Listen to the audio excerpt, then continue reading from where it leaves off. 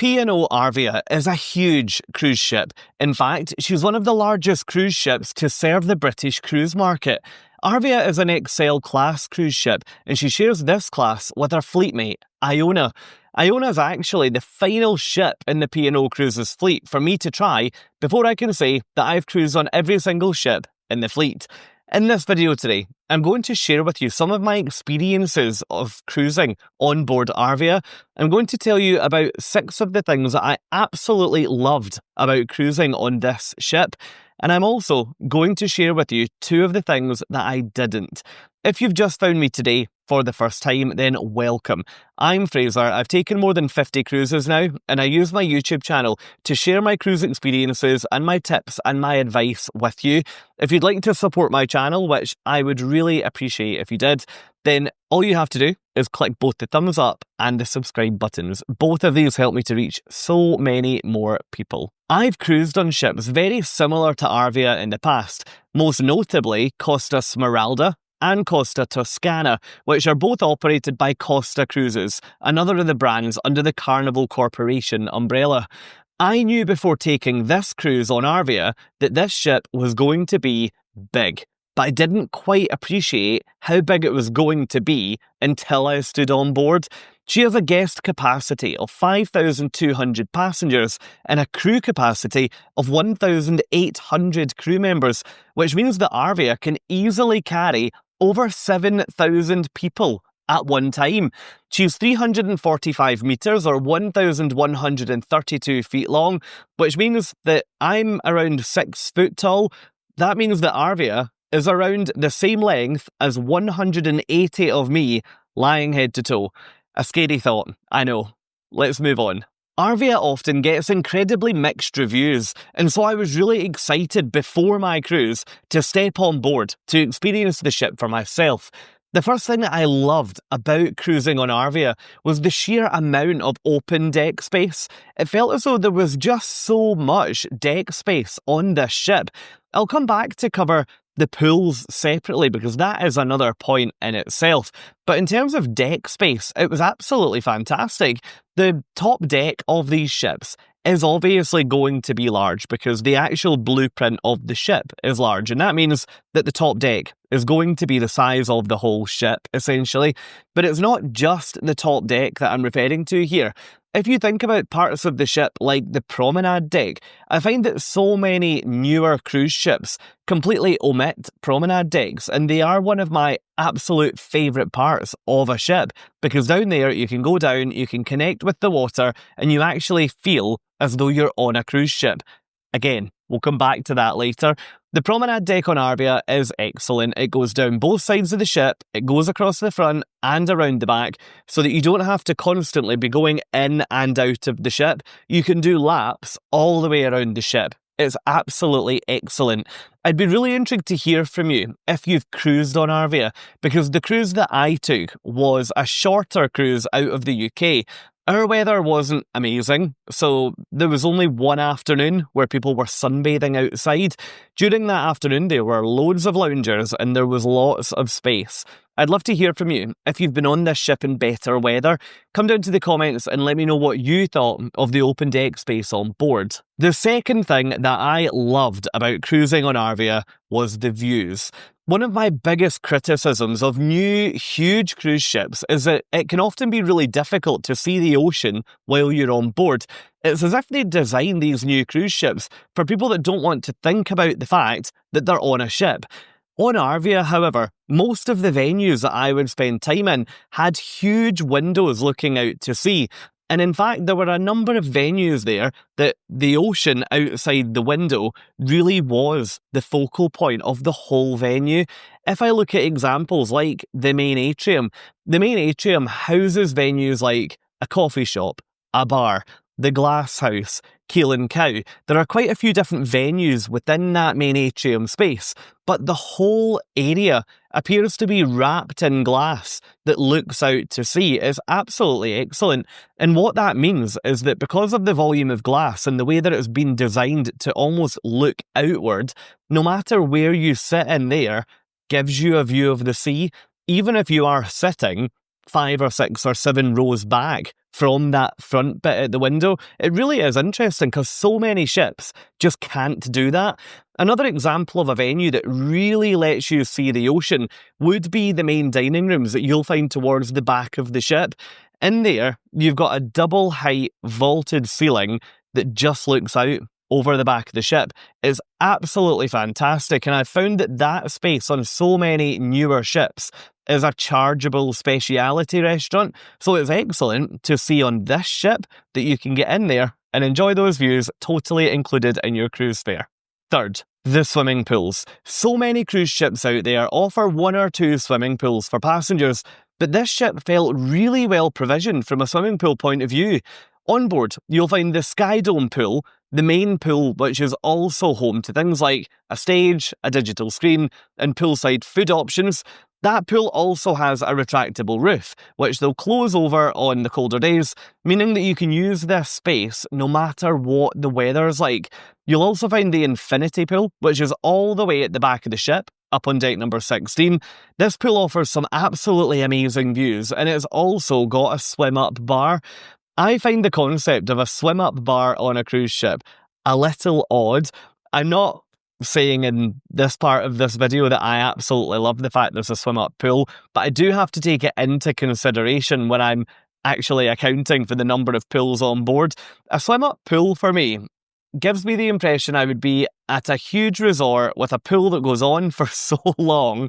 It doesn't quite feel right that a swim-up pool would be this size because you can't really do a huge amount of swimming. Nonetheless, for the purpose of this video, it's still a swimming pool. You'll also find the panorama pool up on deck 18. This place has got a very similar vibe to the infinity pool on deck 16, but it's higher up, so you do get a slightly different view, and the view from here has got a little bit more of the ship in it because you're looking down onto deck 16. You'll also then have the beachcomber pool, which is another pretty large pool up on deck 18. This pool is much quieter than pools like the Sky Dome due to the fact that there isn't really any entertainment here during the day, and you'll find that the entertainment in the evening is in the Sky Dome rather than out here. There's also then Splash Valley, which is a kids' splash park. I would call this a water park, but I don't really think there's enough there to justify it as a water park, but a splash zone would probably be more fitting. I remember Arvia launching under the absolute pristine Caribbean sun, and that was very different to the weather that I experienced on board. But I do think that if my cruise had taken place somewhere warm, I do think I would have had enough opportunity to get in a pool. I was really impressed with how many pools were on here. Fourth, and this one you might already be aware of if you've planned a trip on Arvia. The fourth thing that I really loved about this ship was the value that it offers cruisers. Arvia can offer some absolutely incredible value holidays. If you're looking at a cheaper break to get away, to book an inside cabin to maximise the amount of time that you're spending out on deck rather than in the cabin, you can bag yourself some absolute bargains. That seems to be the case when you cruise on any ship of this size. If you're willing to not book a balcony, not book a suite, and actually not even book a window, you can get some absolute steals of cruise prices to cruise on the inside. When I look at what you would pay to cruise on here as a family, it simply doesn't make sense to me to consider lots of land-based options unless there's a reason that a cruise wouldn't work for you. Cruising on Arvia will include things like your accommodation, loads of the activities, meals every day, a buffet that's almost constantly available, evening shows, and even transport between the ports. Well, of course it includes transport between the ports. You are on a cruise ship, and that's the whole point in it. You can sometimes even get your transport to the flight included because Arvia offers a lot of fly cruise deals. So I would imagine that if you were a family looking for a great value trip, a fly cruise on Arvia would probably give you a fantastic offer. While the value is really impressive, I would recommend looking to upgrade your experience in various areas. Think about things like speciality dining. I am always such a huge fan of Sindhu, which is the onboard Indian restaurant. I think an evening in there really gives you an elevated experience for a price that you just cannot argue with. You would never get food like what you're eating in there on land for a price anything like what you're paying on board. The fifth thing that I really loved about cruising on Arvia was the overall quality of the ship. As I mentioned earlier, I've now cruised on almost every ship in the P&O Cruises fleet, and particularly with their older ships, I would describe the fleet as feeling really comfortable and really homely. That's not the same wording that I would put to associate how I feel about Arvia. I think Arvia felt like a much higher quality ship than what I was expecting to see. I was so impressed with the quality of the venues, the quality of my cabin, the overall finish of all of the spaces. This didn't feel at all like a cruise ship that would or should be offering really discounted fares from time to time. I was really, really impressed with the overall quality. Now, it was also very difficult to find things that were out of order or not working while I was on Arvia. That said, she is still a relatively new cruise ship. I will be very interested to watch how Arvia ages, but if she ages how I think she's going to, then it's going to be a real treat to cruise on there in a couple of years' time. Number 6. The sixth thing that I really loved about cruising on Arvia was the food. Food on P&O Cruises has historically got a really mixed review.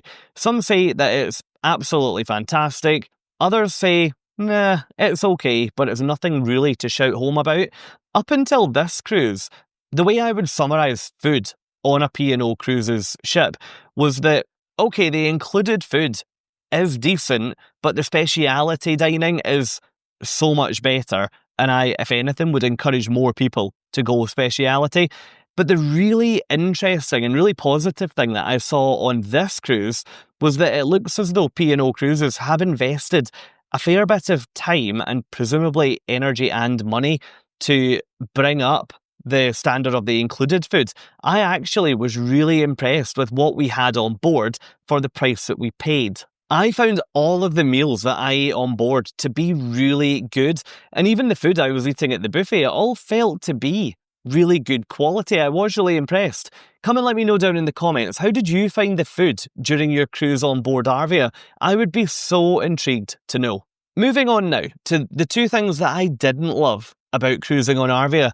The first one you might be expecting, but the first thing that I didn't love about cruising on this ship was that I felt as though the pictures I saw on the brochures and on the websites didn't necessarily match what I was finding on board, particularly from a passenger fill point of view.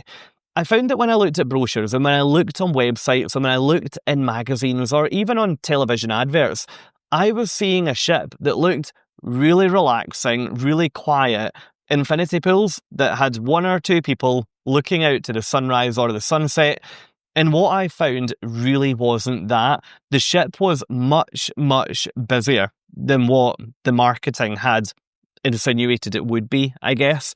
Now, I don't think that's a bad thing, because at the end of the day, you're not cruising on a private yacht. So, of course, that infinity pool is not going to be absolutely deserted. And of course, you're going to have to queue to get into a restaurant, because as we mentioned, there's over 5,000 guests on here when it's at double capacity.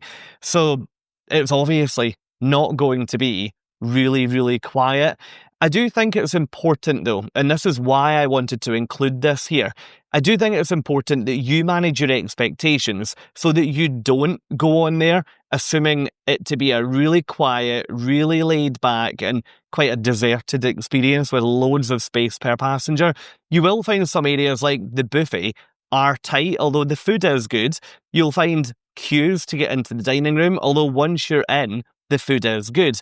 Hopefully you get my point with that it doesn't really look like the brochures from a fill level point of view, but I still was really impressed with the product being offered on Arvia. The second thing that I didn't love was the number of upselling and upcharge opportunities that there were on board this cruise ship. As I mentioned a few times, I'm relatively well cruised when it comes to P&O Cruises. And one thing that I do like is that I never feel as though I'm being upsold to, with the exception of maybe a couple of specialty restaurants. Maybe someone will be standing outside the dining room asking me if I'd like to go and dine in a restaurant another night of the cruise. But on board Arvia, the upselling felt so much more frequent and the upcharging felt so much more likely. On Arvia, you've got chargeable extras like an escape room, a skywalk, an ice cream parlour, a spa. Granted, you'll find the spa on board other ships. I just found the upselling from this spa to be more than what I've seen on other ships in the fleet. There are also quite a few activities on board that come with extra fees, so it is really important that you just know what to expect before you go on board. If you're already this far into this video, then you're probably the kind of person who is going to do that research, and you probably don't need me to tell you, but one of the best places that you can find out what is included, what you're paying extra for, is right here on YouTube. There are so many content creators and also just families who have created content here very specifically on the topic of Arvia. It did get me thinking. During my 4-night cruise, I did spend a bit extra with things like the Limelight Club, my drinks at the bars.